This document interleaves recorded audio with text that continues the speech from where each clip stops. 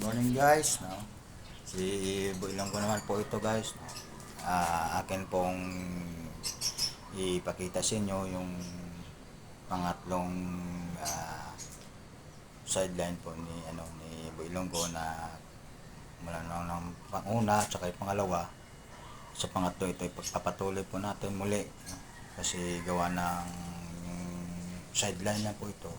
Kasi may trabaho po akong iba. Kaya sa ngayon guys, isa-isahin ko sa inyo yung mga gamit na ginagamit ko rito sa pagtatrabaho guys, no?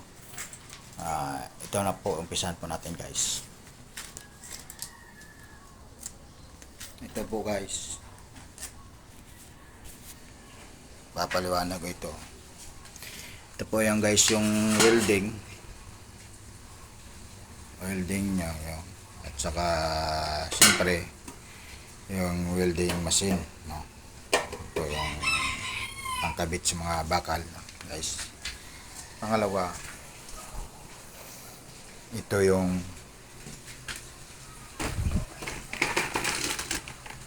barina guys, barina pangbutas sa mga bakal. And then ito yung grinder guys, grinder. Ito naman ay ginagamit sa pagputol din ng mga bakal, hero. Marami po ito, marami pong ano nito, hawak nito, no? And then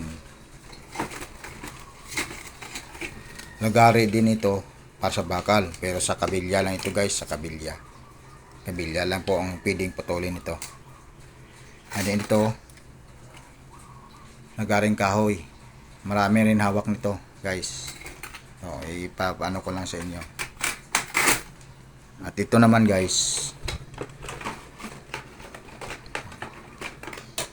ito naman yung pangtali sa mga kabilya. Magsiting ka ng hollow block, kailangan talian yung kabilya para ito yung pampilipit ng alambre guys. Yan. So ito na naman guys, nagamit naman to pag nag finishing yung simento. Yan guys.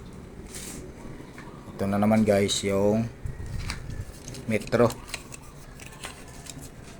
guys. And then martilyo. So yan guys, no?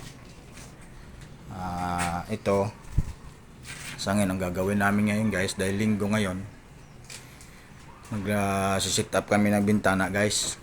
Yung bintana ito ay fiberglass na salamin. So bago-bago pa guys, hindi pa yan na babalatan. Ito, yan. Dito yun ilalagay guys. Ito yan, nakasip at set up yan dyan, yan. Bali slide dyan guys, sliding window, no? Yan.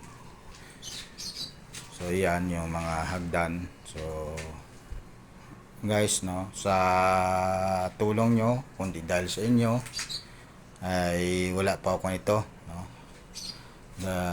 Paki-subscribe na lang guys ng aking mga vlog, no? Si Boy Ilonggo Vlog.